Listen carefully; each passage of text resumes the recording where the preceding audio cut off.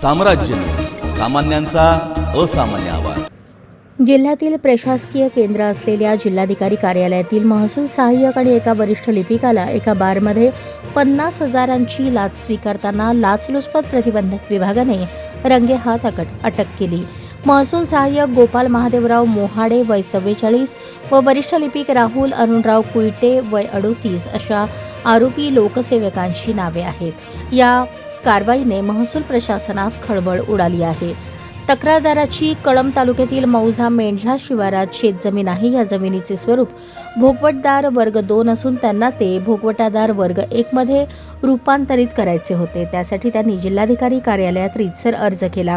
ही प्रक्रिया तांत्रिक आणि कायदेशीर असल्याने महसूल विभागाची मंजुरी आवश्यक असते।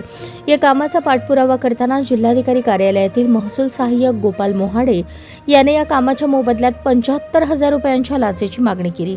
ही रक्कम स्वतः न स्वीकारता त्यांनी त्यांचे जुने सहकार्य आणि सध्या पांढरकवडा तहसील कार्यालयात प्रतिनियुक्तीवर असलेले वरिष्ठ लिपिक राहुल अरुणराव कुईटे यांच्याकडे देण्यास सांगितले। लाचेची मागणी झाल्याने तक्रारदाराने 6 मार्च रोजी यवतमाळच्या लाचलुचपत प्रतिबंधक विभागाकडे धाव घेतली। एसीबीने तातडीने तक्रारीची पडताळणी केली।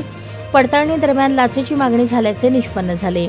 तडजोडीनंतर 50,000 रुपये देण्याचे ठरले। शुक्रवारी शहरातील गजबजलेल्या स्टेट बँक चौकातील फ्रेंड्स बारमध्ये राहुल कुईटे हा मद्याचे पेग रिचवत लाच स्वीकारताना बसला होता।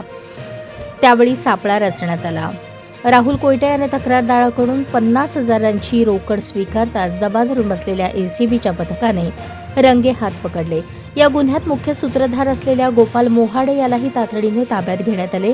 या दोन्ही आरोपींविरुद्ध भ्रष्टाचार प्रतिबंधक कायदा 1988च्या विविध कलमांद्वारे गुन्हा दाखल करण्यात आला आहे।